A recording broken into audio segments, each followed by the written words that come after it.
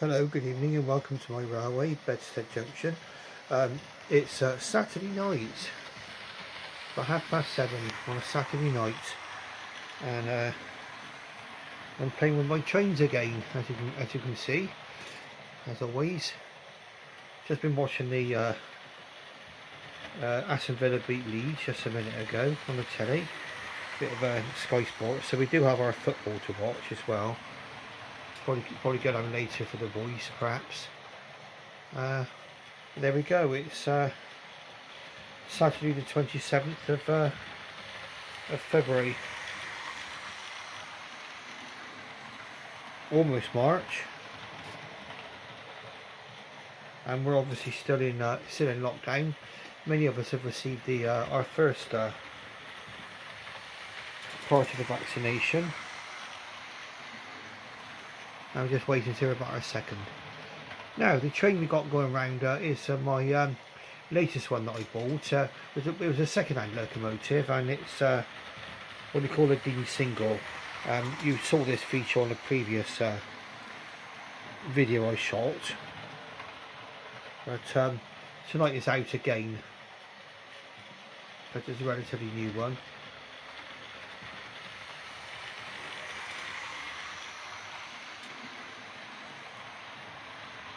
Now, there's a few things that obviously I can tell you about this particular model tonight. Some things we've already gone over with this, but the D singles were very sort of late Victorian, late 1800s, early 1900s locomotives, and they were originally built for all the expresses.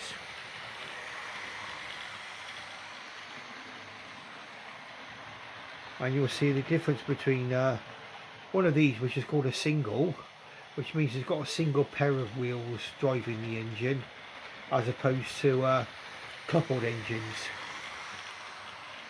And we've got a variety of coupled engines, and we have another engine designed by Dean, which we'll see quite shortly too. Okay, so he's putting 3 carriages. I'm waiting on some Clarestri coaches, which are more sort of period for this particular locomotive, but they've still got a few days worth of bidding to go on that famous auction site.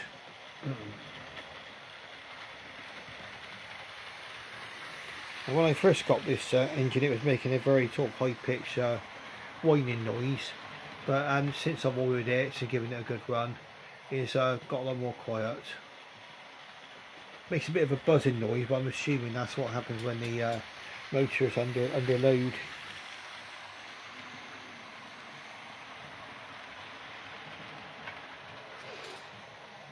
And the name of this locomotive is called Lorna Doone, after the famous novel about Exmoor, a romantic book.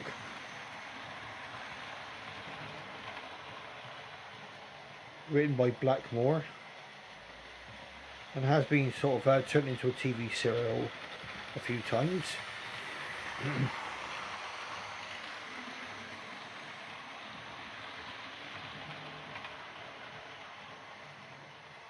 Very much, this locomotive is very much from a great age of elegance and style.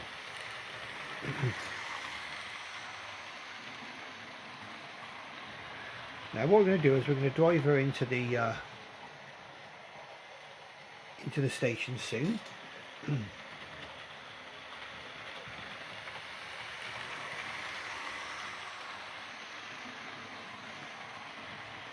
So I'm going to stop up at the signal now, and then you'll see once again how smooth this one is on points.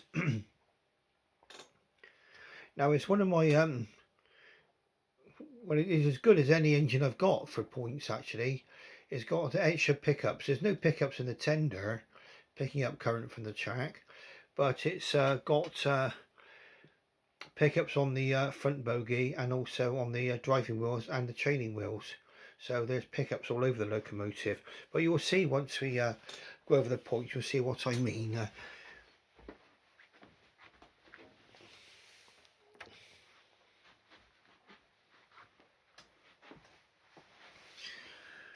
Okay, so in we go into the station. Just bring her forward.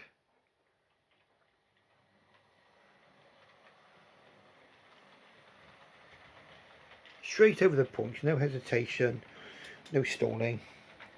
Nice and smooth all the way up to the station stop. That is one heck of a beautiful locomotive. Lorna Doone, Great Western. Designed by Dean, and some of the adaptations to it were actually done by Churchward. And this particular model by Hornby, I think, came out in about 2005. The reason why it's called a single is because you've got the single pair of driving wheels there. They're quite large driving wheels. They're about 8. They were in real life. They're about 8 feet in diameter, so they probably would have towered over people that were stood, say, by the trackside.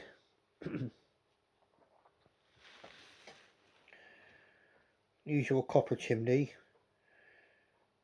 and brass safety valve cover. What a lovely looking engine. Okay, now the next engine we're going to be looking at is one which is also designed by Dean, and we're going to have a look, bring out for the station now. Now what we need to do is a little bit of points changing for this, so we'll just go up now and we're going to change these points to the main line, so we know that this locomotive here now won't move. I know that with this one being a single track, it's sort of run under the one engine in steam principle, so only one train can be on the line at a time, so it won't.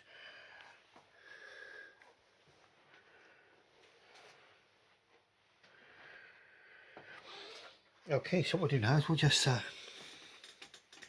reverse the Dean goods out.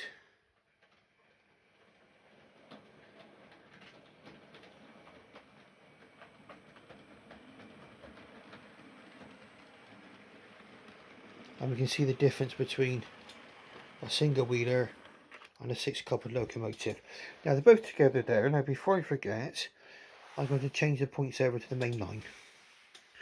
One of my schoolboy errors. There we are.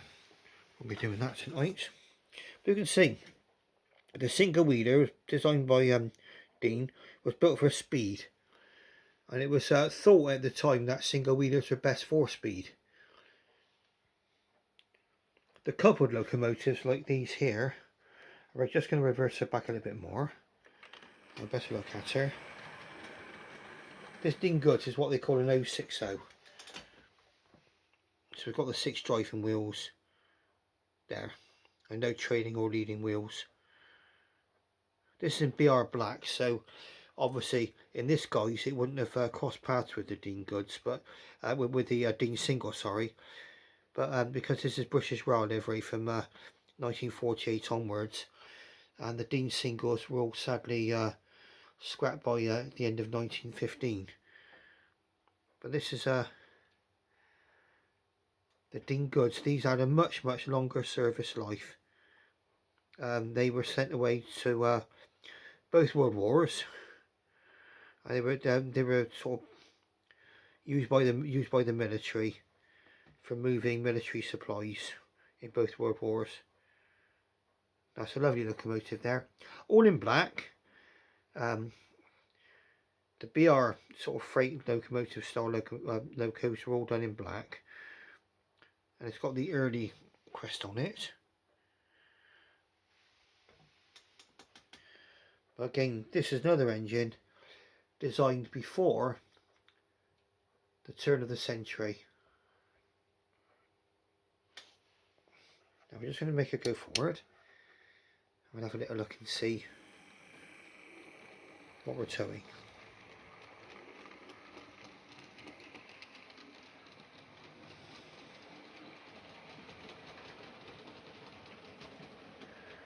I'll wait for it to come round again.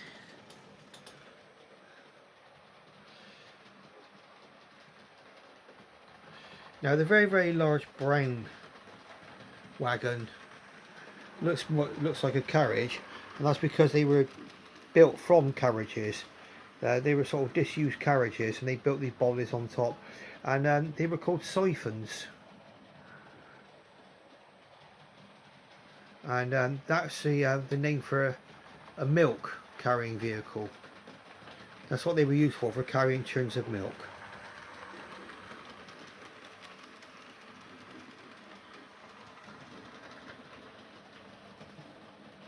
Obviously, it made it much more possible to carry milk from the farm to the consumer in large amounts. The milk on these were actually carried in churns.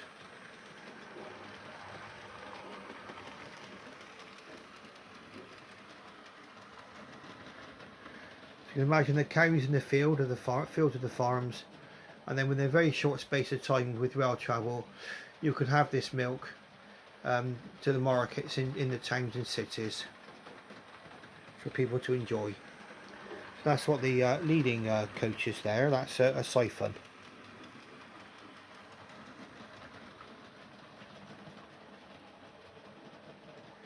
Now we'll be moving on to the next wagon in just a second. It's only carrying 3 wagons in the brake coach today. I've not had the Ssiphon wagon out for a long time.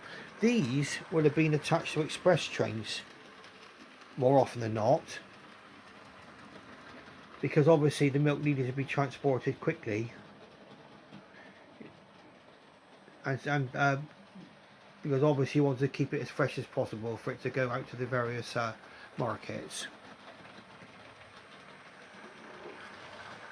Now we're just going to stop the wagon, the train, in just a moment. We'll bring it around in just a moment. I will have a quick look and just see what's here as well.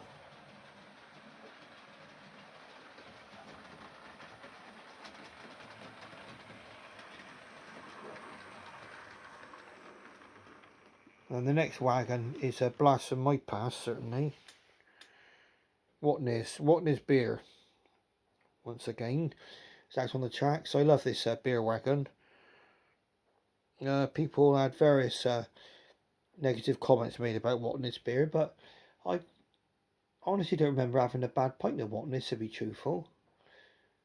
I think they did a Watney's special beer. They did Red Barrel, and they done a very weak beer called Watney's Starlight. But they disappeared, the Watney's brewery, along with all their pubs. Now the next one in line is China Clay. China Clay is used in all kinds of industrial processes, from car manufacturers, cosmetics, you name it. There's possibly China Clay being used in the process somewhere. And the back of here is a GWR brake van. Because a lot of these were like loose fitted freights. They didn't have brakes going all the way through the train. So you needed a brake man at the back as well. That's why you had your brake coaches. But that's our Dean goods.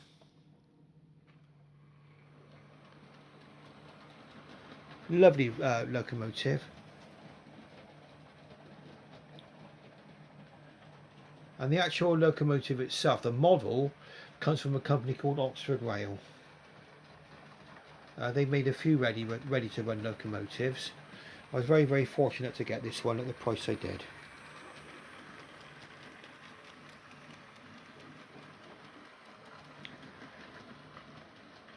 And the other Dean locomotive, which is the Lorna Doom, which you can see right in front of us, that one is by Hornby. We've got 2 lovely, beautiful locomotives. We've got 2 more lovely locomotives to see. And these are by the successors to Dean, basically, the next couple of locomotives. And we'll have a little chat about these as well. So what we're going to do is we're going to bring our goods train into the goods shed. And we're going to deliver our milk. Maybe there'll be sort of milk tanker wagons coming up to the other side of the goods shed to pick up the goods. Right, let's go now. Let's just stop her just before the junction. There we go. And again, a change of points away from the main line onto the siding. And we're going to drive her nice and carefully into the siding.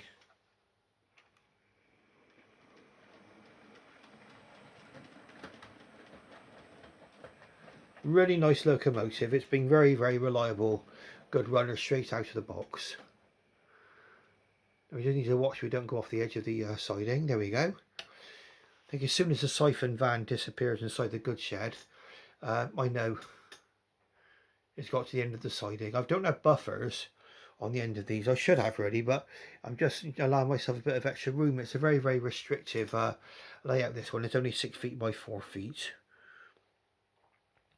When the weather improves and the lockdown is maybe eased, I'm going to go out and get some paint for this layout and paint this up, because obviously it's very stained and with oil and stuff. Well, I've been working on my locomotives on this, using this as a table. Now, the next locomotive we're going to have a look at is the successor to Dean, and that was George Jackson Churchward, and he designed this locomotive just beyond the Dean single, and this is a county class. This one is called County of Devon. So you've got two sort of Devon-y Somerset sort of connections. Obviously, Lorna Doon is all to do with Exmoor. So that's part in Somerset, part in Devon. They've got a locomotive called County of Devon just beyond it. So you've got a very, very great sort of West Country connection with this. Certainly part of the country that I absolutely love. Okay, so what we're going to do, we're going to have a quick points change. And this is locomotive built by Churchward. Now, point change. There we go. Nice and easy. This comes from something called the Hornby Railroad Range. And we're on the wrong track. We need to put our sorry about that. Need another points change. Okay, on a points change. There we go. Schoolboy error again, once again. And we'll change this point here too. There we go. That's more like it. Too busy talking to concentrate on my signalman job. There we go. Now we're on our way. County class, County of Devon.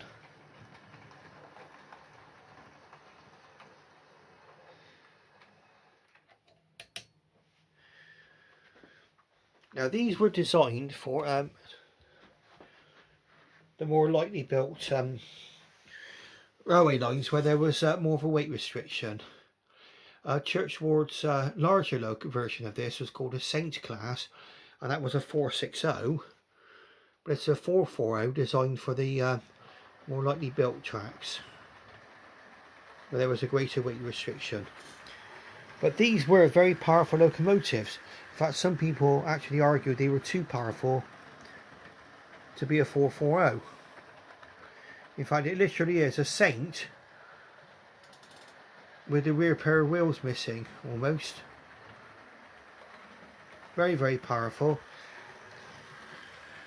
They actually kept time on a lot of the big expresses. A very, very useful engine. They were said to be rough riding, and some people have argued that these were not a successful design by Churchward, but I tend to disagree about that. They gave a very, very good service to the Great Western Railway. And certainly took the place of the Saint classes on many an express, and they were able to keep time.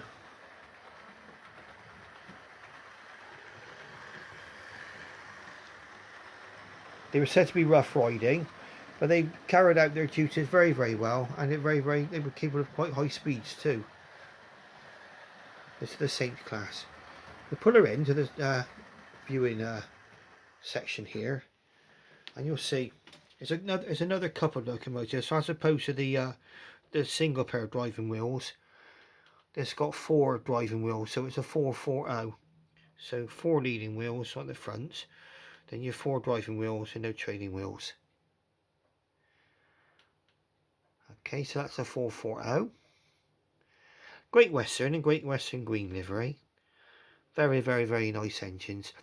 These were all sadly withdrawn by the end of 1933, as far as I remember, or recall from what I've read. Okay, and in the model form, this is something from what they call the Hornby Railroad range. Now, Hornby are maintaining 2 ranges of locomotive, one called the Railroad range, and then a more highly detailed range of locomotives, and I can applaud them for this, because these locomotives are not only cheaper, but they're obviously more able to be played with. They're sort of less separately fitted parts that can break off. So as a model, they're lovely models, nicely proportioned, nicely decorated as well, and lovely runners.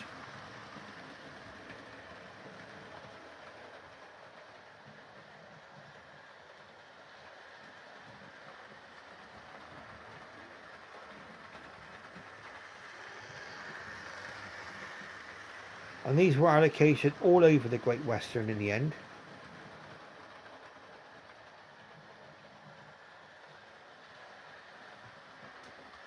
Beautiful locomotive.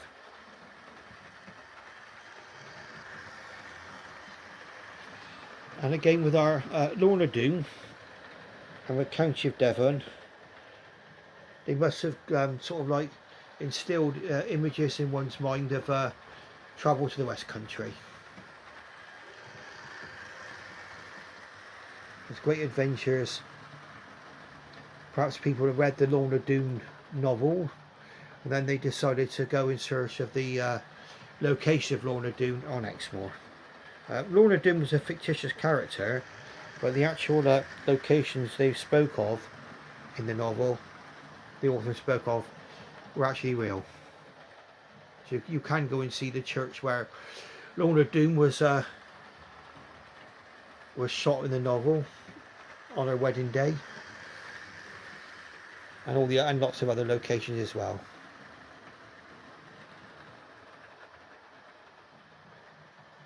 And in the book it talks of location like Porlock, so it would have given perhaps maybe a lot of ideas to people about what to explore. And you have to remember that back in the time when this is the early 1900s, these late 1800s for this locomotive here, early 1900s for Lorna Doone, and then County of Devon was early 1900s. I think there were 2 batches built in 1904 and 1912 of these counties.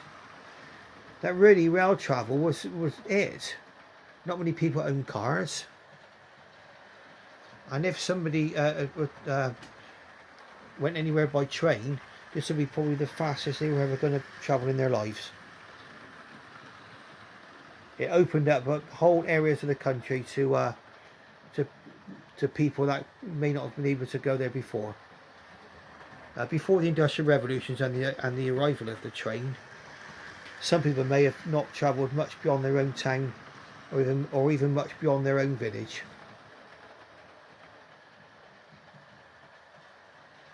And people in London, many people from London would have never have dreamt of going to places like Devon, Dorset, Cornwall, all of the West Country areas,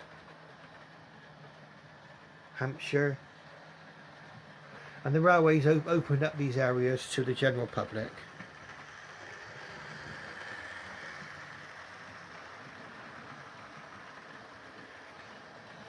Now we're going to be running this train in just a moment on the signals here, and again you'll see this locomotive is very, very, very smooth on its going over points. There's no stalling.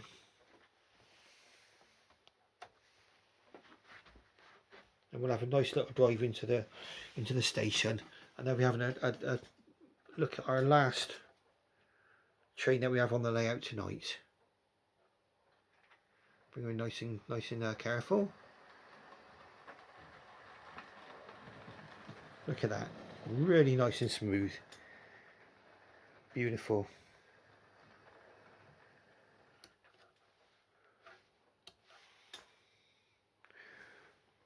The Great Western Railway in the time of the steam engine, a time of elegance and excellence in my opinion. Okay, now what we're going to do is we're going to be swapping the lines over now. So what I'll be doing is we'll be switching off the main line from this station siding. Be moving across and switching the main line back here. I'll be changing the siding to take our last engine.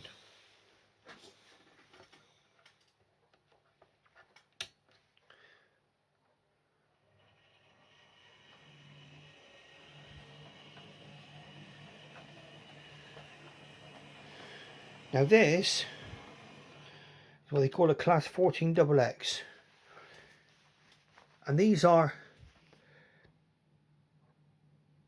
engines that were designed by Charles Benjamin Collett.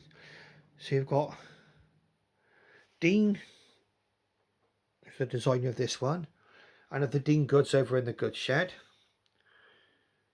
Then you've got Churchward, George Jackson Churchward here, designer of the county. And then the humble little 14XX here was designed by Charles Benjamin Collett in the 1920s. And these went right through to the end of steam in the 1960s. And they were used for what they call auto trains. And I think I've explained auto trains previously, but for those of you who have not seen an auto coach before, an auto train, well, we'll go through what they actually does. And this will be the sort of grand finale to this particular video tonight. So just bear with me just one moment. We're just going to check we've got our points all done correctly. We have. Right. Now, these were designed to go either way. So they could go forward with the locomotive in the front, or the locomotive could be propelling the coach from the rear, pushing the coach along, and the driver will be controlling the locomotive from the cab here. And that's why there's a bell on the front, so the driver can alert people on, say, level crossings and other places where he needs to make his presence known. So that's why there's a bell there. And they were designed to go either way, so we can go backwards. That's perfectly fine for it to be doing that.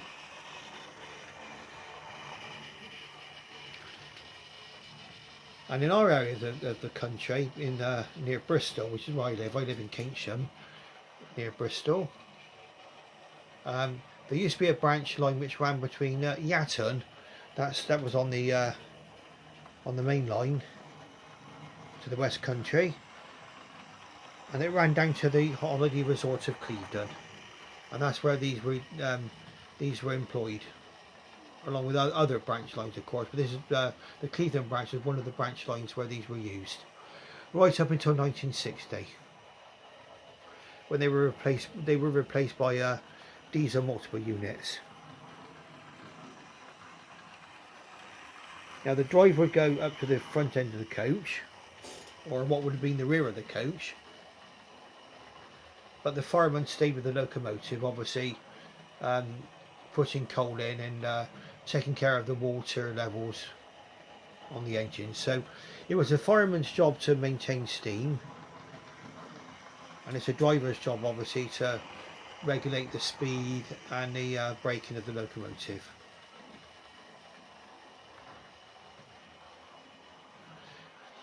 And these were what they call an 042 design. So they would have 4 driving wheels, no leading wheels, and 2 trailing wheels under the cab. And this kind of engine was seen in the film The Titfield Thunderbolt, The Titford Thunderbolts would have inspired many people to try to preserve their local lines. I'm afraid a lot of the campaigns to stop the closure of local lines failed, but then people were able to reopen them as preservation societies. And in fact, where the Titfield Thunderbolt was made, that was on the Limpley Stoke to Camerton route. That was closed, I believe, in the 1950s. Our little 14XX is chugging around the track now, very, very nicely.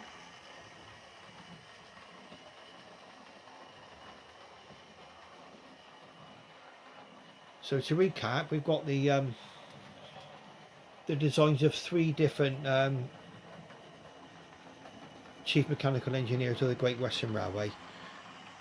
So we've got the designs of Dean in our Dean single here, Lorna Doom, and our Dean Goods, the black one up in the goods shed. Churchward, who designed the county class, the 440. And then Charles Benjamin Collett, who designed this lovely little 14XX. And the actual modems themselves are made by also by 3 different manufacturers. So you've got 3 different engineers in real life, and then 3 model manufacturers built these. So you've got Hornby. Oh, that's the first name you think of with modern railways. I'm sure it is for everyone, but anyway, Hornby will design these 2. And then a company called Dapol, or Dapol, I call it Dapol, but some people pronounce it Dapol. They built this little 14XX just going around the track now. And also, even though it was originally an Airfix model, it was also Dapol who sold this coach. And then the Dean Goods, which is parked up in the far goods shed, that was produced by a company called Oxford Rail. So you've got 3 different manufacturers of locomotives as well. Now it's Saturday night, so we're running into 32 minutes. Now hopefully my videos have given you something interesting to watch. I hope some people have found these interesting. I know modern railways can be maybe you've got to be sort of a rail buff, but maybe it's just giving you some entertainment to watch while you've actually been locked down. Hopefully the lockdown won't be lasting forever. I will continue to make railway videos after the lockdown's finished. For those people who've subscribed to my channel, it's not a very large number of you, but thank you for those people who have subscribed to my channel. And thank you for all the people who have actually viewed my videos. Some have proved more popular than others. But it's just been great fun for me to make these videos for you. So I shall bid you farewell for tonight. It's Saturday night. Obviously, once the lockdown's over, I'll probably be finishing my railway session on a Saturday night and maybe heading off to the pub when lockdown's over. But that's going to be a long way away. I'm erring on the side of caution at the moment and staying locked down. And I'll be following government guidelines as to when they think it's safe for people to go back out again, and probably being extra cautious. Okay, so all of you that are out there that have been watching these videos, keep yourself safe and well, and I shall bid you good night. Now, before I go, obviously, if you like what you see, click the like button. And subscribe to my channel if you wish. Subscribe to it. Subscribing just means that you'll get to hear about my videos. You'll be told when the new videos are coming. I think if you press the bell button, you're also made aware of videos too. Okay, so that's our lovely little auto coach here. And perhaps you can imagine this wending its way down towards Clevedon. Very, very lovely little seaside resorts, which I recommend you visit. Okay, there's a nice Victorian pier there. Okay, so anyway, thank you very much, and thanks for watching, and good night. Thank you, bye bye.